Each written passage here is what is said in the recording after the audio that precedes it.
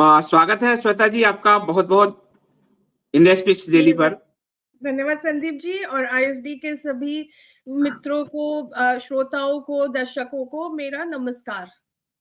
आपको हमेशा देखता हूँ तो मुझे लगता है दर्शक भी और अतिथि भी, तो मुझे बहुत अच्छा प्रसन्नता महसूस होती है और एक अच्छे ऐसा किसी परिवार के जैसी साथ नहीं है। फीलिंग आती है। हाँ, सभी तो मित्र हाँ, हैं। मतलब आप आज अभी यहाँ हैं, कल आप उसमें चैट में होती हैं, तो मुझे बहुत अच्छा लगता है उसको जो है। और सबसे बड़ी बात है कि अभी यहाँ गर्मी चल रही है, चुनाव की गर्मी है। आपके वहाँ सर्दी चल रही है, आप स्वेटर पहन रखी हैं। बहुत तो ठंड है, एक्चुअली मेरी तबीयत खराब थी 2-3 दिन पहले, सर्दी जुकाम, अभी भी ठीक ही हो रही हूँ, यहाँ बहुत ठंडी है। तो ऑस्ट्रेलिया की जो सर्दी है और भारत में चुनावी गर्मी है, तो चुनाव परिणाम में किसके लिए सर्द होने वाला है और कौन उसको बहुत ही थोड़ा हॉट पानी हॉट होने दे वाला है? दे। सही बात है।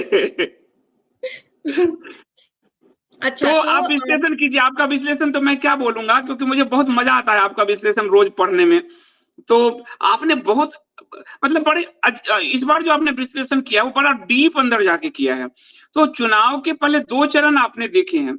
आपको क्या लग रहा है इसके ज्योतिषीय आकलन क्या करें? चुनाव आयोग ने तो जनता को एक तरह से, जनता ने जो वोट कम किया था उसको आगे खींच के बढ़ा के सबके हिस्से में अगर वोट बांटा हो तो अच्छी बात है, किसी एक के हिस्से में बांटा हो तो गड़बड़ है।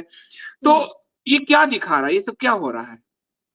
तो संदीप जी, मैंने आज का जो विश्लेषण है ये मैंने 3 भागों में बांटा है। पहले तो हम देखेंगे, क्योंकि इलेक्शन की बात हो रही है तो हमें सत्तारूढ़ पार्टी बीजेपी के का भी थोड़ा हमें देखना पड़ेगा, विश्लेषण करना पड़ेगा कि ये पार्टी है क्या ज्योतिषीय आकलन से। इसका थोड़ा पोस्टमार्टम करते हैं, फिर हम देखेंगे इलेक्शन के बारे में, आपका जो प्रश्न है उसका उत्तर ढूंढेंगे, और फिर जो होने वाला है, जो दिख रहा है हमें उसके बारे में। तो ये 3 भाग में रहेगा, ये result will be the third part. तो ऐसे हम होलिस्टिकली पूरी एनालिसिस करके एक निष्कर्ष पे पहुंचेंगे। तो मुझे आशा है कि आप मेरे साथ बने रहेंगे तो मैं शायद समझा पाऊं जो मैंने एनालिसिस। मैं प्रभु की का बहुत बहुत धन्यवाद करूंगी और आप सबके प्रोत्साहन का बहुत बहुत धन्यवाद करूंगी, क्योंकि मुझे इसी इलेक्शन के समय जैसे ही एक्चुअली गुरु ने वृषभ राशि में प्रवेश किया, तब मुझे एकदम से ये चमका कि इलेक्शन जो है ये तो मेदिनी ज्योतिष का टॉपिक होता है, और अभी इलेक्शन चल भी रहा है। तो मैंने पहली बार मैंने प्रयास किया है कि मैं इलेक्शन को का एनालिसिस करूं, क्योंकि आप सब जानते हैं मैं बहुत नई हूं इस फील्ड में, ज्योतिष में। मेरे पास इतने सालों का अनुभव नहीं है, पर मुझे करने में बहुत आनंद आ रहा है, और आशा है आपको भी मैं इस चीज में ला पाऊं। अच्छा, तो अब मैं स्क्रीन शेयर करती हूँ। हम पहले देखते हैं भाजपा की कुंडली, सत्तारूढ़ पार्टी की कुंडली।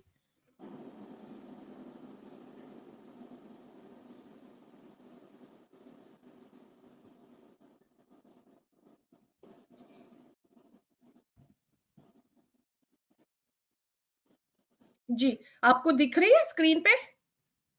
हाँ, ये आ गई। हाँ जी, तो ये कुंडली है, एक ये लग्न कुंडली है लेफ्ट साइड वाली, और यही कुंडली को, इसी कुंडली को जब हम चंद्र से देखते हैं तो ये चंद्र लग्न बन जाता है। ग्रहों की स्थिति उन्हीं राशियों में है, बस जो फर्स्ट हाउस में लग्न में जो बैठी हुई राशि है वो बदल जाती है। तो हम लग्न से देखते हैं पहले भाजपा की कुंडली।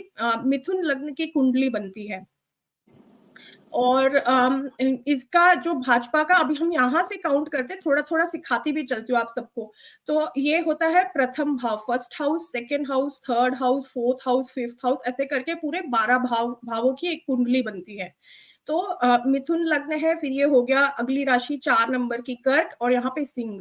तो ये थर्ड हाउस है, तृतीय भाव। तृतीय भाव में देखिए कितने 4 ग्रह बैठे हुए हैं यहाँ पे, और ये इनमें से देखिए ये जो स्टार का साइन है वक्री बताता है, वक्री ग्रह। 3 ग्रह यहाँ पे वक्री है, राहु तो हमेशा वक्री रहता है, चौथा राहु। 4 वक्री ग्रह यहाँ पे बैठे हुए हैं। कम्युनिकेशन, तृतीय भाव होता है कम्युनिकेशन और मीडिया का। वक्रत्व बताता है उल्टे चलना, मतलब बोलना कुछ और करना कुछ।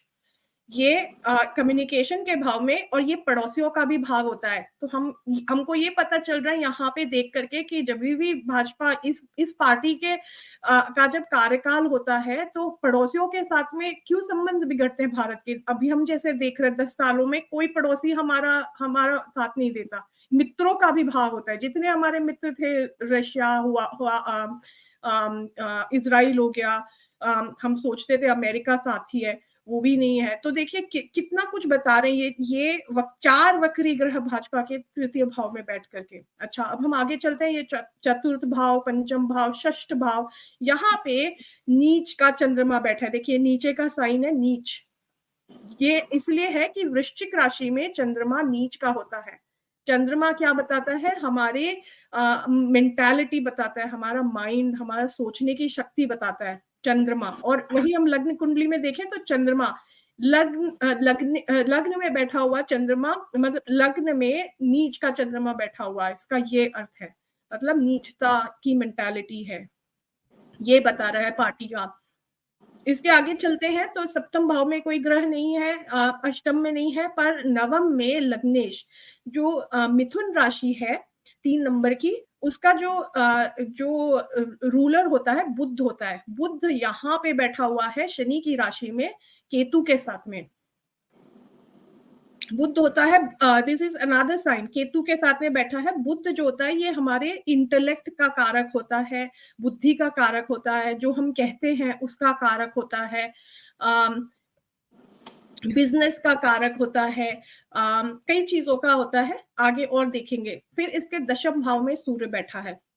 सूर्य दशम भाव में सूर्य है यहाँ पे, इसीलिए जो चंद्रमा की नीचता है ये कहीं ना कहीं बैलेंस हो गई है, और इसीलिए अभी तक के ये इतनी बड़ी पार्टी बन पाई है। और फिर अंत में 11वें भाव में कोई ग्रह नहीं है, और 12वें में अपनी ही राशि में, स्वराशि में शुक्र बैठे हुए वृषभ राशि में। तो ये तो हो गई भाजपा की लग्न कुंडली। और अगर हम चंद्र कुंडली से देखें तो लग्न में नीच का चंद्रमा जैसे हमने देखा, चतुर्थ भाव में बुध केतु है, पंचम भाव में सूर्य है, सप्तम में शुक्र, गुरु, मंगल, राहु, शनि, ये 4 वक्री ग्रह दशम भाव में है। दशम भाव होता है हमारे करियर, कार्य, हम जो काम करते हैं।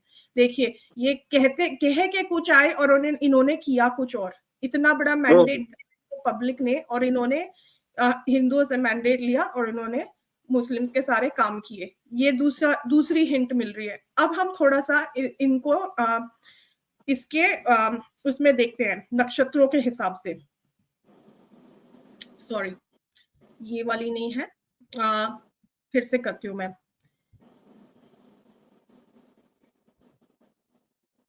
जो मैं स्लाइड शेयर करना चाह रही हूँ,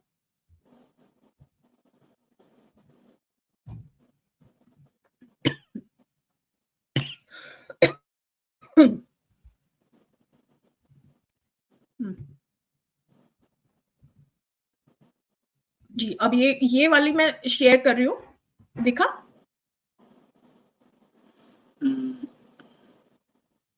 हाँ भाई। हाँ, तो ये नक्षत्र हैं जो ग्रह बैठे हुए हैं उनके नक्षत्र बता रहा है।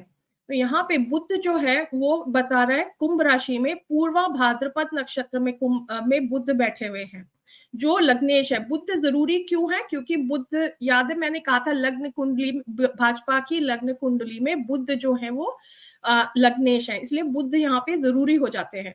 तो हम बुध का यदि नक्षत्र देखें तो ये पूर्वा भाद्रपद नक्षत्र में बैठे हुए हैं। पूर्वा भाद्रपद नक्षत्र जो होता है ये कई चीजों को बताता है। एक तो होता है दो धारी तलवार, मतलब कोई एक चीज करने जाएंगे बट उसके साथ में कोई और चीज भी हो जाएगी। और इसके साथ ही जो टू फेस्ड मैन होता है, जैसे दो मुखी इंसान, कहना कुछ, कथनी और करनी में अंतर, कहना कुछ और करना कुछ और। तो यहाँ से हमें दूसरा हिंट भी मिल रहा है उसी बात का। या अब हम जैसे अभी देख रहे हैं इलेक्शन के पहले 2 चरण, जैसे आपने बताया इतना कम टर्नआउट था, पर प्रधानमंत्री क्या कह रहे जाकर के, क्या इतना बढ़िया, अरे वाह बहुत बढ़िया टर्नआउट रहा, बहुत बढ़िया। मतलब कोई भी बोलेगा कि कोई अंधा ही होगा जो ये चीज बोलेगा।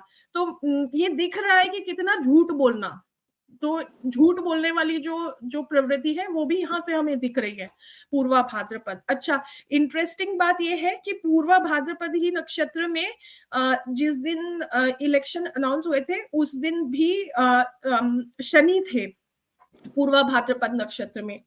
तो पूर्वा भाद्रपद नक्षत्र इमरजेंसी बताता है, किसी चीज की एकदम हड़बड़ी, और लाल बत्ती वाली जितनी गाड़ियां होती है, पुलिस, एम्बुलेंस, फायर ब्रिगेड, जहां पे भी इमरजेंसी की जरूरत पड़ती है।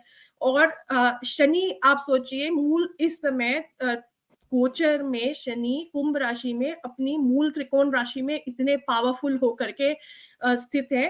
तो जिस दिन इलेक्शन अनाउंस हुआ था उस दिन भी इमरजेंसी की कहीं ना कहीं एक वो थी, आहट थी। ये एक चीज यहाँ पे दिख रही है।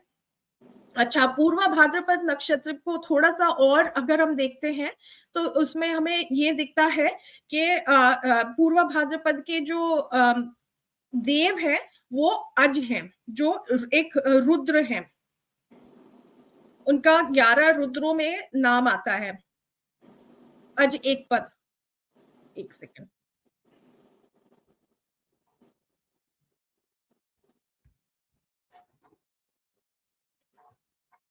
तो पूर्वा भाद्रपद नक्षत्र के जो जो देव हैं वो अज एक पद है। उनका उनकी जनरली जो मुद्रा है वो एक पैर पे खड़ी हुए पाई जाती है।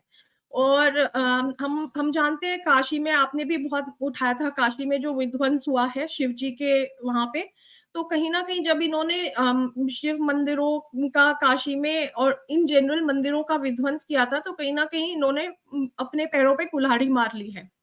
ये एक बहुत बड़ी बात है यहाँ पे। ये इनको ये चीज बाइट करने वाली है। एक सेकेंड,